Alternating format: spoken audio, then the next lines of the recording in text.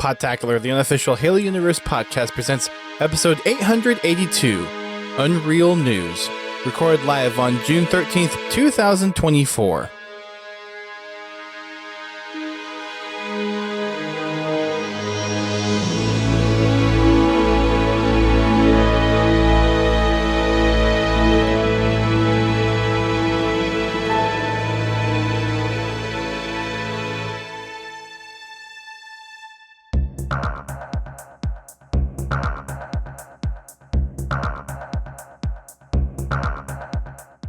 Hello everyone, and welcome to Podtacular, the unofficial Halo Universe podcast. I am one of your co-hosts, Duststorm. I'm your other co-host, Godzilla T. And I owe the listener base, the community, apology. I've had several life events that have happened over the past month or so, which is why we haven't been doing the podcast. We did do a couple game nights on Thursdays over the last month, but there's been just some family stuff going on, and then I was in Texas visiting my parents last week, so apologies for kind of being absent on social media and not having the podcast, but we should be back. Family's and we important. should be rock and rolling. What? Family is important. Family is important. As a matter of fact, next month I will probably have to skip a podcast myself because I have friends coming in from out of town that I haven't seen in 20 years. That would be important as well. So, yet to be determined when they're going to be here for sure. It's going to be in the teens, I imagine. The teens. You know, like the 13th through the 19th. Ah, okay. That does make sense now that you... Yes. Okay. Brain is... Yeah. Anyways. So we have a little bit of, I guess, some life stuff to, I guess, get caught up on since we haven't been on here for a month. My little one is now 9 months old. He hit that milestone, and thankfully everything is checking out great. We had our 9-month appointment a couple days ago. Actually, yesterday? Actually, it was yesterday. Jesus, this week has flown by. And everything's looking up and up, so everything's good there. Halo has gone through a roller coaster over the last 2 weeks, as I've seen on social media, so we'll talk about that in a little bit. GT, how are things in your neck of the woods? Same. Overworked, We don't have a underpaid. kid. Job's going all right? Well, let's put it this way. I accepted a management position 3 weeks ago, and I'm still not being paid for it. Well, hopefully labor laws will help get in your favor and actually help get you to that. So, sorry, they're going through that. It seems like you're going through a lot of that just with... Well, I'm mostly getting paid for it. In between the time they offered the job to me and I told them how much it would cost for me to do the job, I managed to get a raise that put me within 20 cents of that number. Okay. So, technically, I'm mostly getting paid for it, but not really. I'm not sure how that works, but sure. Okay. Yeah, I was kind of interested. It was kind of interesting because, you know, I gave him that number. And then, of course, we have our annual, performance review. Yep. And then the company did a wage correction. And between the payment correction, and that was company-wide, and my glowing review, it got me within 20 cents of that number. Okay. Like, damn it, I should ask for more. That's... To be only 20 cents off is pretty good. Yeah. And technically, I don't have the responsibility of it yet, but I'm getting most of the pay. So, can't argue with it too much. We're just going to jump into, I think, community update type of thing, what we've been playing, because we've had several Fragging Fridays. We've had several off events as well on Thursdays. So let's just jump into the community side of things. We have been doing our Fragging Fridays, which GT has been still hosting and jumping into squad battles and BTB. The last few that I have been in, we've had kind of a mixed back and forth of great weeks and not so great weeks, it seems like. Well, it kind of depends on how big of a tryhard we get on the other teams. and trying to not match accelerate. Exactly. Because that still happens. Luckily, we haven't actually done that in the last 3 weeks. So, okay. We've been missing him. Okay. Of course, we've been hanging around in squad battle a lot too. So, yeah. We definitely are not a coordinated team, but we don't play it because we're tryhards.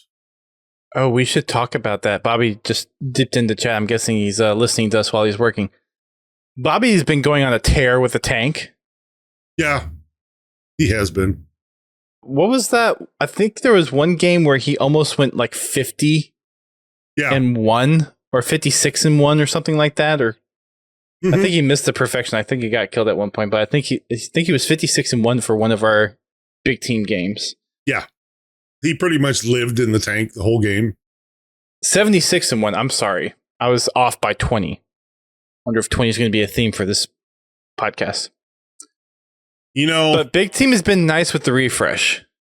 It's been a lot more fun to play in again. I'm still getting used to the new maps, but yeah, there are problematic areas in most of the maps that annoy me. Like, seems like every time I go to capture a point, go to the flag, I find a guy with a rocket launcher. Well, there's lots of power weapons on Big Team now to help balance out some of the vehicle stuff. But there's a lot more vehicles now because they're so paper mache compared to the weapons in the game. Yeah. It's just, I would like to not find the rocket launcher every time I try to do something.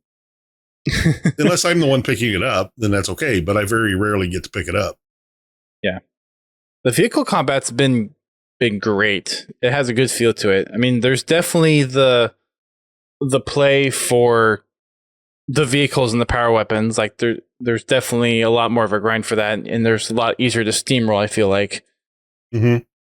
I don't know if I would say if it's like better or worse than it is in like Halo 3 BTB or Halo 5 Warzone, because those could get very steamrolly very quick. Well, all the Halo games have that problem. They have yet to make a perfect balance on that, or a perfect counter for it either. And it's basically down to the other team's map knowledge. Yeah. I mean, they play more of it than we do. So they understand the spawns, they know the weapon spawns, vehicle spawns, stuff like that, which I'm not upset at them for being good at the game. I'm more upset of being so bad at it.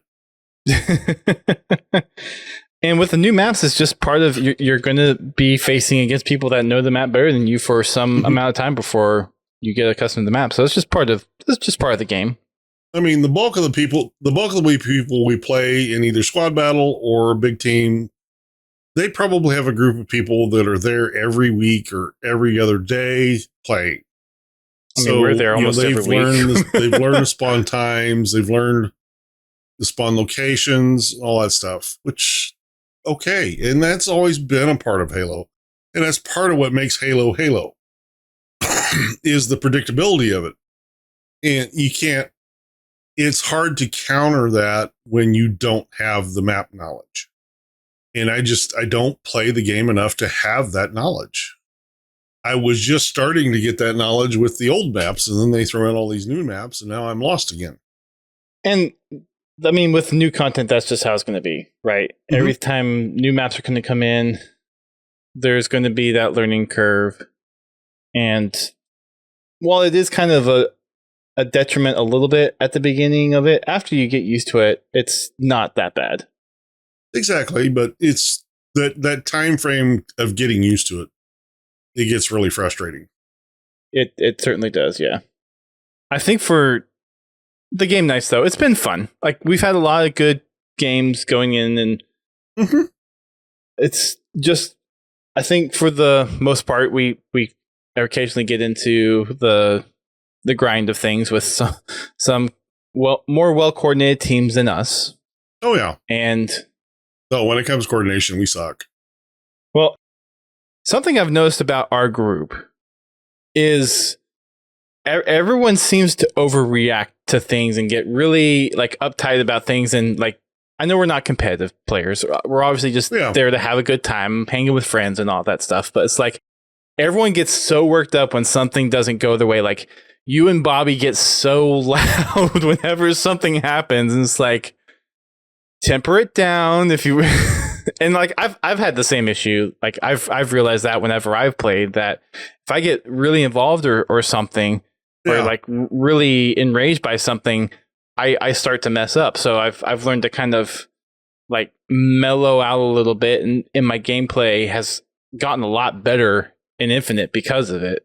And I'm always going to be like excited whenever something big happens and use that to kind of fuel it. But there's definitely something to having that level head playing when you're playing it like, don't play while you're tilted. Right. But it's just like, there are some folks that just get so loud when we're playing. It's just like, just chill. It's okay. Just calm down. Get reset and just go from there. I know I do. And it's frustration with myself because every time I die, I know why. And it's because of me, of what I did. And then what I do is I go and do the same damn thing again. And guess what? Same thing happens. I die. Yeah. You try the same thing 3 times and you die every time. Then, maybe you try something different. Exactly. It's just, it's me. It's me. It's not you. Right. I'm trying to work on it, but I wouldn't hold your breath on anything. Yeah. But we've been doing a lot of squad battles in Big Team and Fragging Friday, so that's been nice. We did, a couple weeks ago, try the Survive the Undead. We didn't get very far.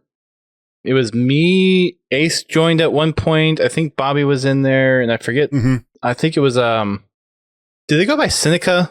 Bugos? I think he was there too. I'm not sure. Yeah. We did try it that Friday. I was unable to join on Thursday. Some things came up, and anyway, so we tried it. We tried one round on Friday night, and I don't get it. It's a very different game mode. I mean, people love it, and that's great. I'm glad. It's not for me.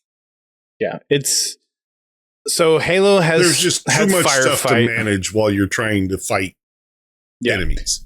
It is very akin to Call of Duty Zombies, and there's a huge following for Call of Duty and Zombies, and I get why people love it. And it is a different game mode. Like there was all the kind of AI waves of enemies coming in was kind of getting its build out. Of course, Halo introduced Firefight. There was Horde mode in Gears of War. There's zombies in Call of Duty. Man versus Machine in Team Fortress 2. Like each one of these games kind of incorporated their own wave AI, horde mode type of thing. And the zombies mode in Call of Duty is vastly different than Firefight because Firefight is a lot more of the open spaces, and they're coming in from access ways into this open space, where zombies in Call of Duty is very tight corridors, and they're coming around. There's a lot more at risk of getting damaged and having to pay more attention to where you're at and where they're coming into, because there's a lot more close quarters in that mode. It is very, for its implementation, it is very faithful to the zombies mode feeling in Call of Duty. I don't think you're much of a Call of Duty player, but I've played Modern Warfare 2, I completed all the achievements, and then I immediately traded the game in. Well, Modern Warfare didn't have zombies, but only the Black Ops, and then, like I said, Tarkov. Yeah. Modern Warfare 2 is the only Call of Duty I've played. Well, that is the Call of Duty game I've played the most. I have played one other Call of Duty. They had a free trial weekend. I forget which one it was, and I played for, I think, 2 matches and said, screw this, uninstalled it, never went back. The only reason I got Modern Warfare 2 is because it was a gift. I did not spend my money on it. I actually got it for Christmas one year. And I did play through it. I played through the campaign. I did all the little special ops missions, got all the achievements, and I just wasn't impressed with it. I spent all the 90 seconds in the in the PvP when I died off spawn 3 times in a row because somebody had a grenade launcher and they were launching it from their spawn into our spawn. No. Third time I was out. And I never touched the multiplayer on that again. Multiplayer is very unforgiving and sweaty in Modern Warfare. Yeah, it rewards people for steamrolling. Yeah, I just never really. Yeah, like I said, I have very limited experience with that multiplayer, but I couldn't get into it. It's not a game for everybody. Well, at this point, I was pretty heavily invested in Halo already, where I was used to fair starts. In Call of Duty, there is no such thing as a fair start. No, there's not. There's loadouts, which Halo 4 tried to copy. And we saw how well that went. Well, honestly, I kind of liked Halo 4's version over what Call of Duty did. It was a lot more tame in comparison. With Call of Duty, if you're new to the game, you're screwed. I'm not joking. If you're brand new to the game and you go into the multiplayer, you can forget about winning. You can forget about getting more than 5 kills because everybody else in that game has got their loadouts tuned and tweaked, and there's no way to catch up because to get to that point, you have to pay the multiplayer. But you can't do anything in the multiplayer because you're playing against all these people that are over-equipped. And honestly, I have the same problem with Destiny's multiplayer. It's the same thing. The people in there have grinded and tuned and more. I'm not faulting them. They played the game the way it's supposed to be played. But if you're not in there from day one, you're at a disadvantage. But like in Destiny, you don't only have to worry about the weapon side of it, you also have to worry about your personal abilities. So it's a steep learning curve. Anyway. The mode itself is very well made. Zombies mode in Halo, I know there's people that love it. I do not choose to go back into it. We couldn't get past Wave 6 while we were streaming. We eventually did get past Wave 8. Yeah, I think we made it to like Wave 4 or Wave 5. We were getting shielded chieftains. But there was someone, because we talked about this while we were playing, I pulled it up on the stream.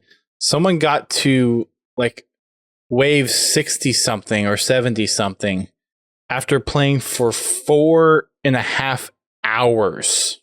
Mm-hmm. Yep. So people loved it. Not me. I honestly, if it takes more than 15 minutes, it's too long for me. Well, especially if it's matchmaking, because matchmaking, for most people, you're going in to play something that's short. There is obviously with the Comeback Workshop and Survive the Dead, it's timeless. Like you go on as long as you can. So there's no time limit on there, which I think everyone knew going into it. That's what you were getting into if you're going into that mode. Well, I mean, honestly, even in the PvE side of it, like a horde mode, if the match takes more than 15 minutes, I'm ready to leave. It's definitely a custom game that they just threw into matchmaking because of the appeal for it. If it's more than 15 minutes of doing the same exact damn thing. It's not for everybody. Some people are fine with it. Like matchmade, I've had long matchmade games, like in Big Team, where it's gone when they had longer clocks, when it's like a 20-minute clock. just back and forth. And God, that's a grind.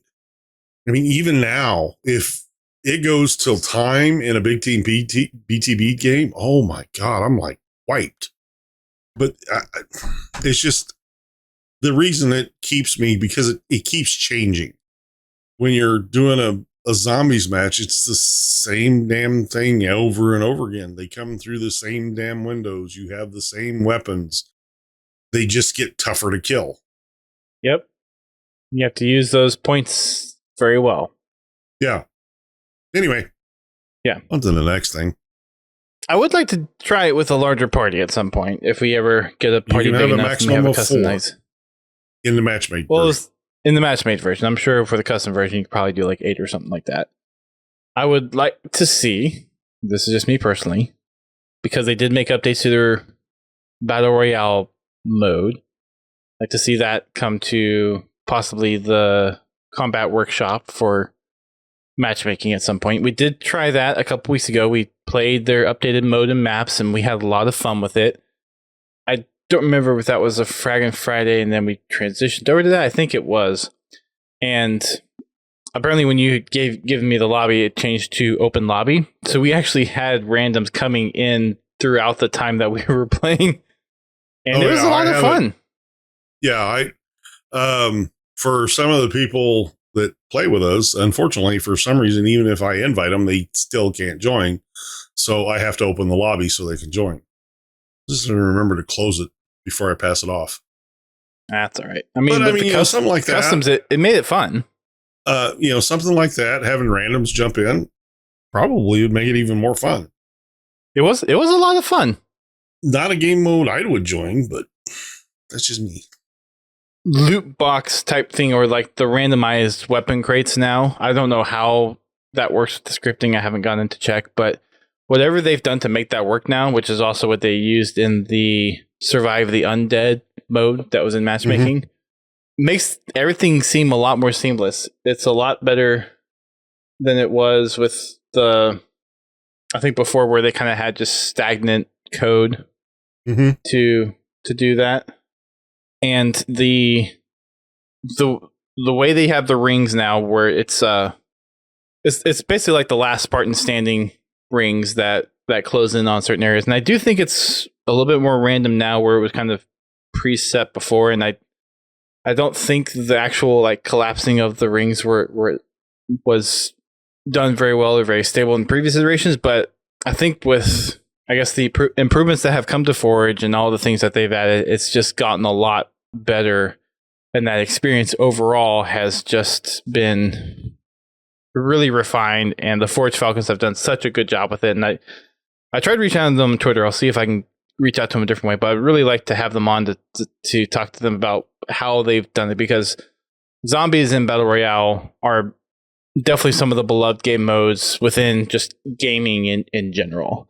And again, not everyone is a fan of either one, but it is definitely a staple when it comes to certain gaming audiences. So the fact that they were able to do it all in Forge for Infinite, I think is a pretty massive achievement. So I'd like to talk to them at some point and get them on the show. So we'll see if that ever also testimony to how powerful Forge is.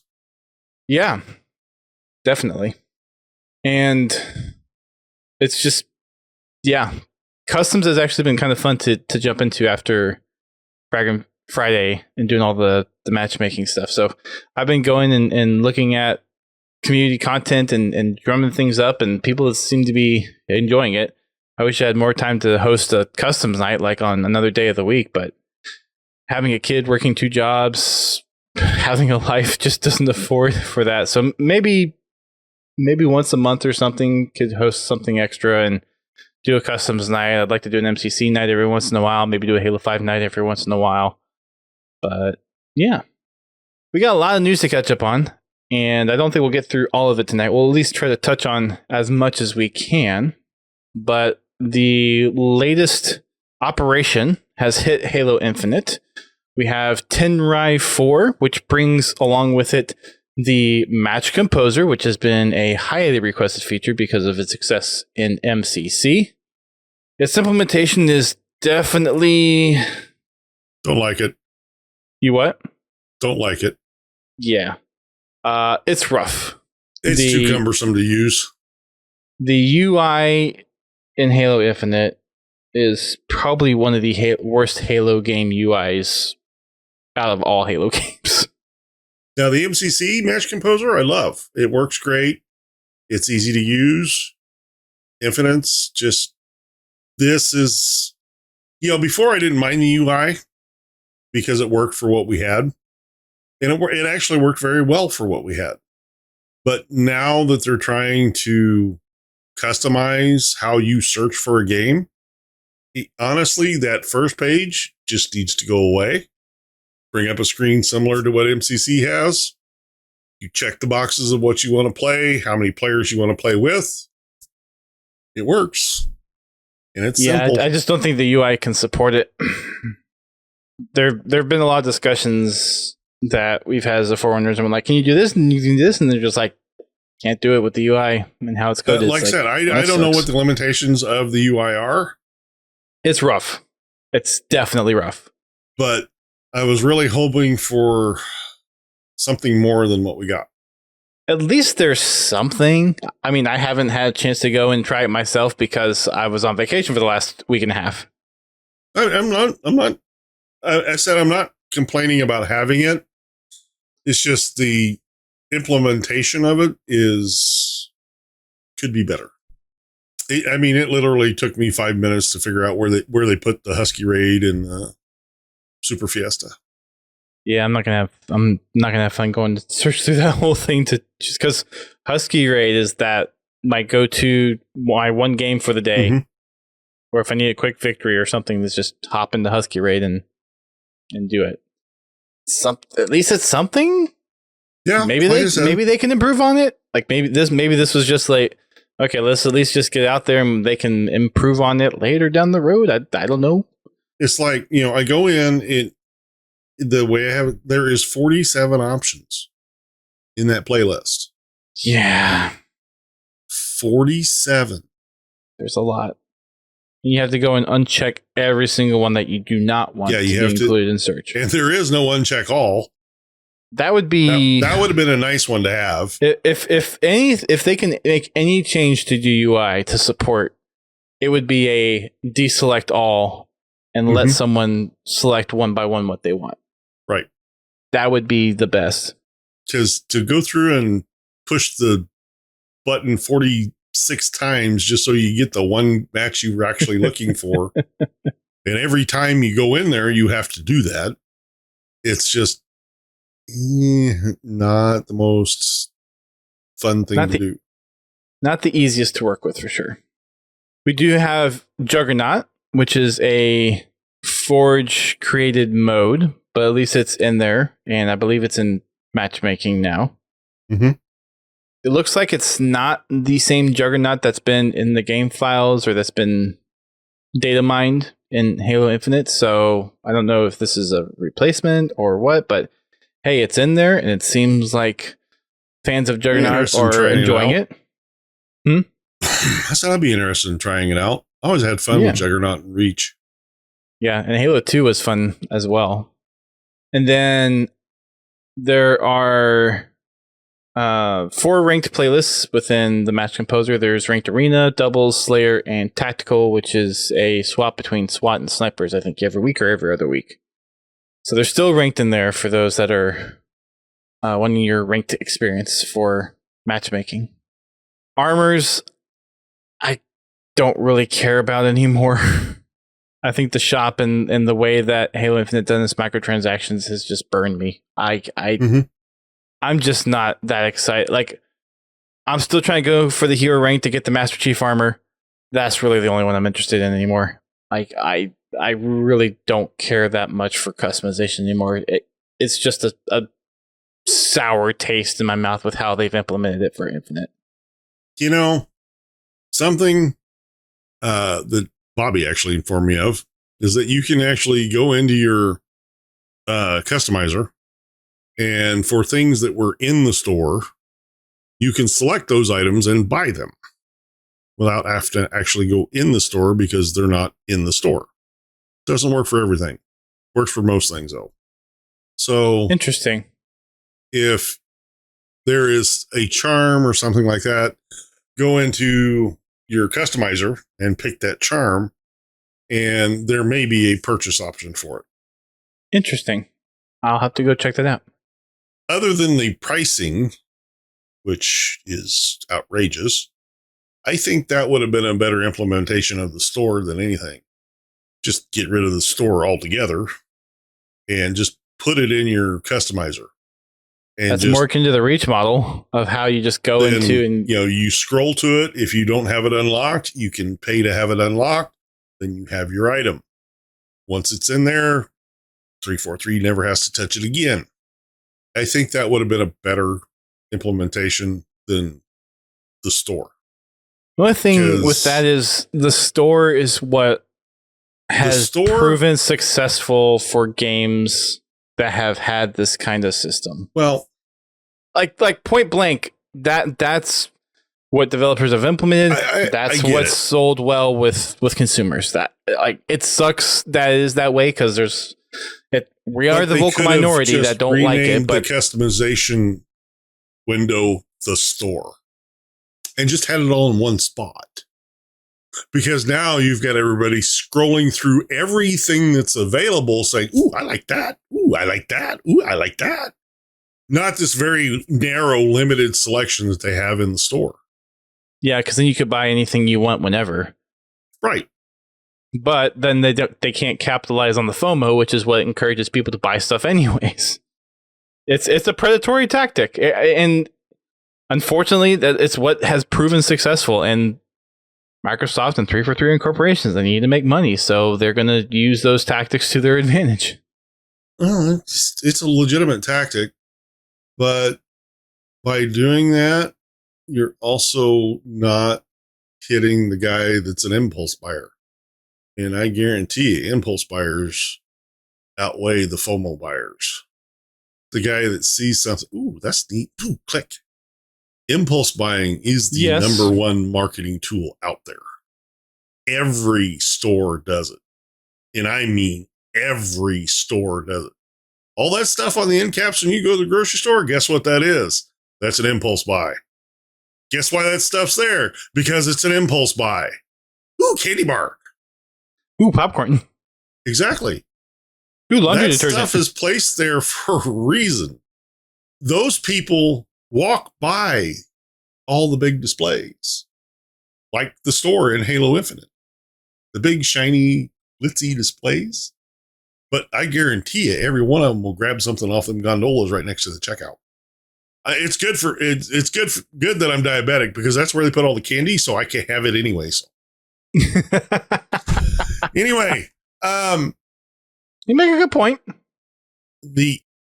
Trust me, I have been in retail for almost 30 years. Impulse buying works. As much of a pain in the ass it is to set the stuff up and change it, it works. If you have a high traffic store, website, but whatever, is it as big of a money grab as FOMO? Actually, because in retail, because retail could be different than video games. I don't know what the science is, or there's probably data and research and studies out there. But FOMO is a real thing in video games. Don't get me wrong; it is a real thing, and it makes them millions. But the impulse buy, we could be talking billions. I'm not saying the store and your customization screen, if they were mixed, and like I said, just put the bundle like right up here at the top right, the featured bundle for their $35 or whatever the hell they're charging these days. But as they're going through customizing, saying, I like that, I like that, I like that.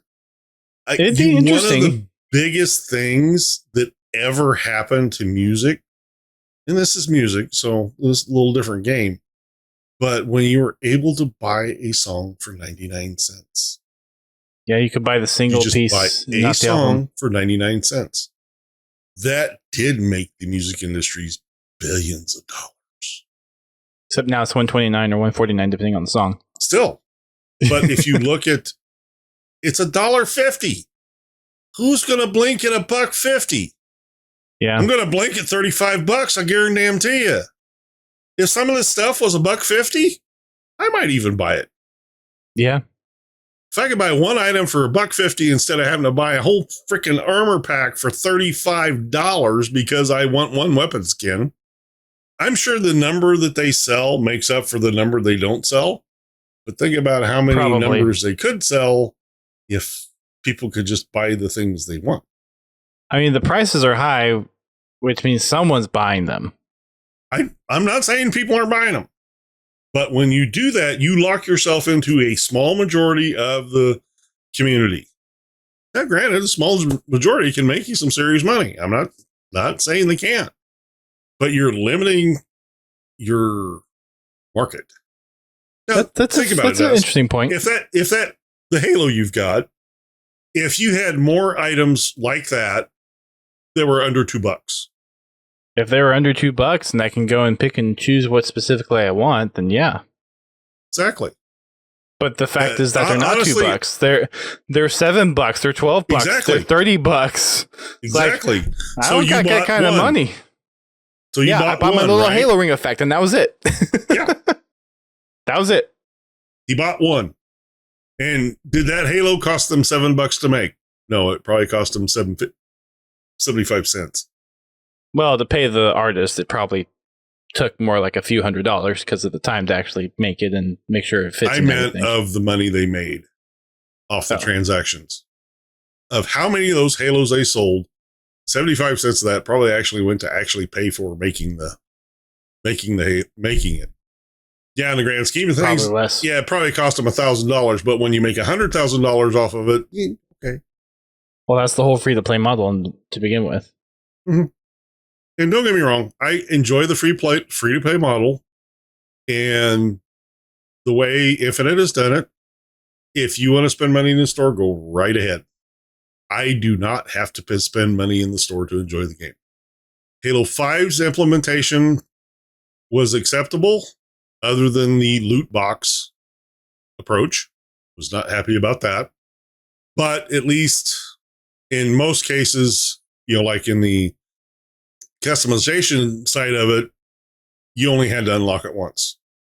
And once it was unlocked, it didn't show up again. So you could eventually narrow down to what you wanted. It just took time. Yeah. So, I don't know. It's for me, it's just not worth it. Yeah. I'm the same.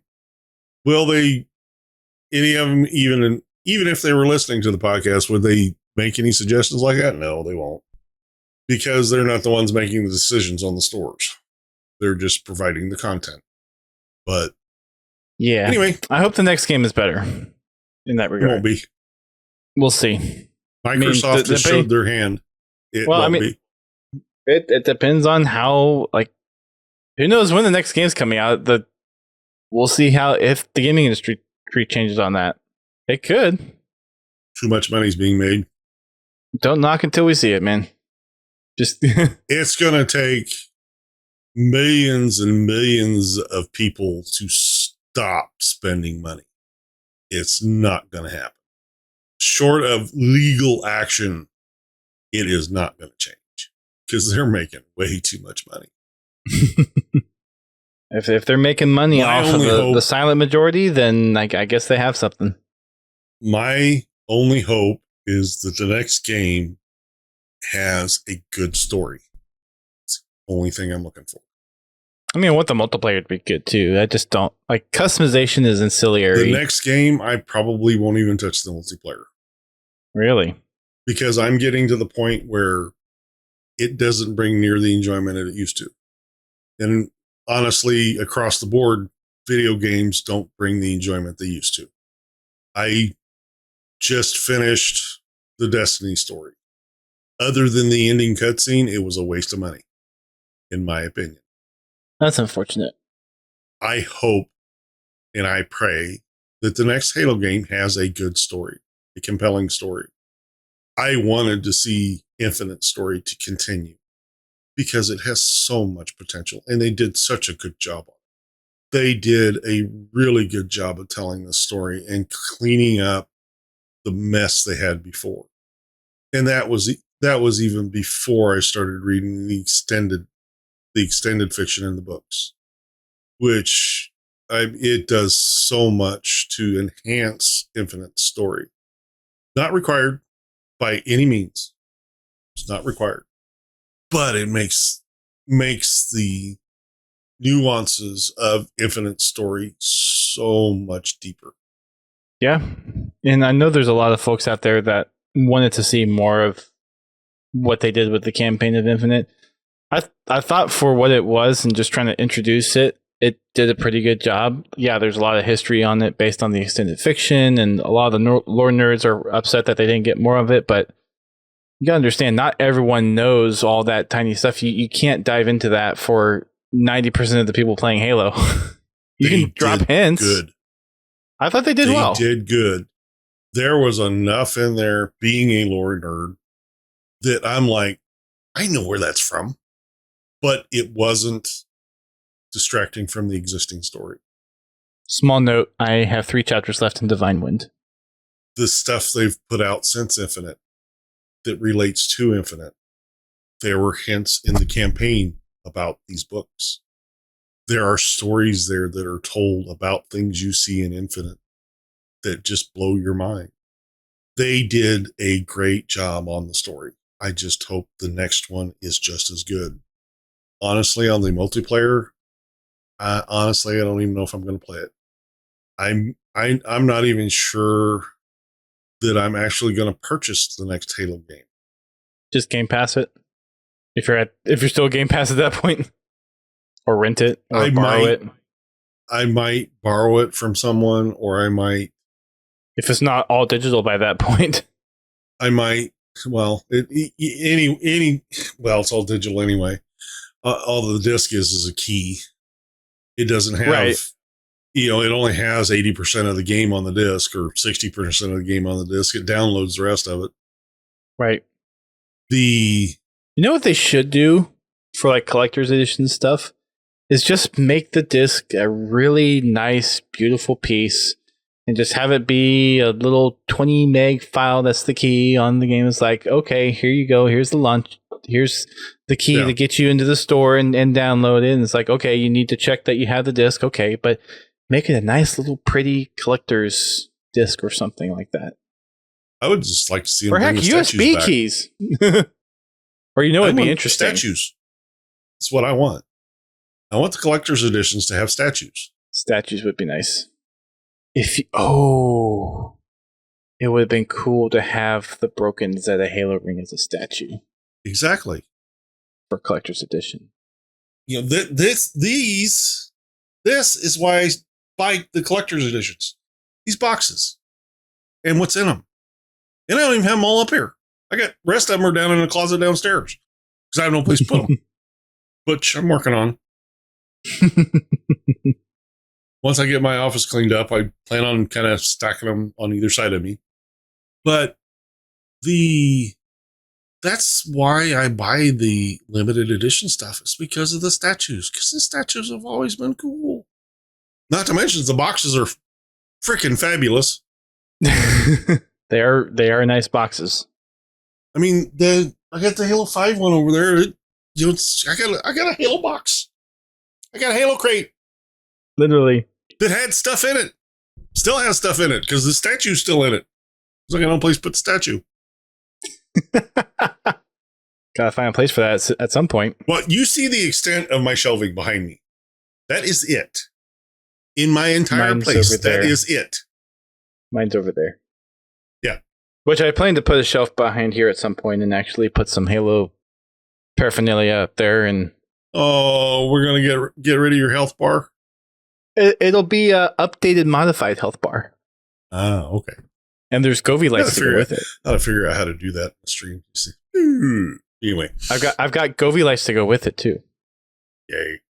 Which I do plan to incorporate into my D&D games at some point. But yes, this is due for an upgrade at some point over the next, I'll say, 6 months. So I don't know when I'm going to get around to it. This is my display case / graveyard. One day I'll have to go over my Halo bookshelf. It really hasn't changed a lot since I had a last video with it, which I don't remember when it was, because I have my consoles and controllers, and then my game cases, and then my books. But yeah, we are running down on time when I need to actually get to bed, because I have to hop off early tonight because I get to go into DC tomorrow for work. Yeah. A couple things I wanted to touch on. It's all but confirmed at this point that there is a Halo CE remake that is being done in Unreal. This is confirmed by, well, not confirmed, but this is also hinted at by numerous other people that have been trustworthy on leaks before. This is kind of backed up by job postings that 343 has had on their website, and also positions that have been filled. The big discussion right now in the community is whether or not this is just a Halo CE remake in Unreal, or is this a Halo CE through Halo 3 that's going to be done. There's some rumors going around of if Marcus Leto is involved with it, because he's been putting out some tweets that seems to be hinting at adding in content, like not changing Halo CE campaign, but adding content that didn't make it in the game because of time constraints and other things. So there's things going about, rumors there, and things floating around there. So it's all but confirmed that this remake is happening. Just all the pieces are just pointing to the evidence that this is happening. So looking at a possible Halo CE remake, not a remaster like Halo CE Anniversary was, but a complete remake of Halo CE in Unreal. Rumor is 2026 for the 25-year anniversary, which is hard to believe that it's been 25 years that we've had Halo. In 2 years. Well, I was thinking how long I've been on the podcast earlier today, and I'm like, it's wow. It's been wow, that long. I've been encoding the podcast into video format to put on YouTube, because our hosting is finally cutting down on the unlimited storage that we get. So I'm trying to put everything up on YouTube so I can pull off the podcast episodes off the hosting, so I don't have to pay more for it. Because we go from a $200 bill to a $700 bill, which I don't want to do. So there's that. We'll dive into that more in the next podcast, what we think would happen with that, what we'd like to see. There's discussions going around about Halo possibly making its way to PlayStation. And there's discussions of how people would like to see that, or how that would feel for Halo. Quality of life improvement that Mint Blitz noticed on the Tenrai 4 Battle Pass coming to Halo Infinite is now when you have a match found in Halo Infinite, if you hit the back button, it actually shows you what mode and map you're loading into before the game starts. So that's a nice little addition. And I think that's all the major things that I had kind of marked down for the time I was off. We'll get to some of the other topics in the coming weeks as we are getting back into the swing of things after being off for a month. One other thing I wanted to note before closing out is the LVT Halo and Women of Halo event that's happening this weekend on Saturday. It's the Coalescent Combat. There are pro players that are captaining teams of other women Halo players that are, I think there's like at least 8, maybe 16 teams that are going on kind of this community type of tournament. And there's also the community play date with 343 tomorrow for the launch of the Tenrai 4 event. So if you are online tomorrow, I think it starts at either 1 or 2 p.m. Eastern time. I think it's 1 p.m. Eastern time tomorrow on Friday the 14th. So by the time you're probably listening to this and download, it's probably already done. But they're having their community play date for the launch of Tenrai 4. Anything else that you were aware of that I missed, GT? Oh, there's a lot, but we'll get to it. Okay. Sorry again for the long pause in our podcasts. It has just been one of those things where life keeps throwing curveballs our way and things keep coming up. But We're going to try to keep on top of things as news comes out. I'm trying to get my butt in gear and get some guests on the show as well. If you have any requests, please let us know and we'll try to see who we can get on the show. Yeah. Thank you all for listening. I know on Twitch we had lots of stream issues. There's definitely something wrong with my streaming rig. I think I just need a new motherboard and CPU, to be perfectly honest. So get those and just get new components, which I might do over the next couple of weeks. I might transition my streaming stuff over to my gaming PC just for the podcast for the next couple of weeks, since that seems to be a whole lot more stable than my old gaming PC, which is my streaming PC at the moment. So sorry for the Twitch folks out there. Sorry for all the issues. Speaking of which, the stream just crashed again for the 5th time. But we appreciate you all coming by and supporting us. Thank you so much for sticking with us even through all the technical difficulties. And for those listening to us on the download, thanks again for your support. Might be some hiccups in some of the podcast feed and that kind of stuff as I'm reworking where audio files are hosted and all the podcast episodes with uploading to YouTube and whatnot. I don't anticipate there's going to be any hiccups in there, but just in case if something happens, I'm most likely trying to move stuff or fix stuff. I believe we have Fragment Friday tomorrow. Oh, unless something comes up, we will. Okay. I plan on being there, but... Sonny, so do I. Hey, there we go. Come play with us. We're in Halo Infinite. We've been having fun in there. So come join GT and the rest of the Podtacular gang on Fridays. And we'll catch you all hopefully next week. Hopefully no other life thing comes up and we can do another podcast and talk about some of these other interesting topics that have come up that we didn't get to really dive into today. But until then, have a good night. See ya. Thank you for listening to Podtacular, the unofficial Halo Universe podcast. You can find our podcast on your favorite podcasting service and listen to us live every Thursday night at 8:30 p.m. Eastern Time on Twitch. Check out our website, podtacular.com, and join the community on Discord at podtacular.com/discord. If you want to play Halo with us, come join us for Fragment Fridays at 8:30 p.m. Eastern Time. You can find us on Twitter, Facebook, Instagram, and YouTube. Become a supporter of the show by sharing the show with your friends and family, or help keep the lights on by subscribing to us on Twitch, donating via PayPal, or becoming a patron alongside Confowl, Pens Halo, and Prestige Ace. Until next time, keep on fragging trucks.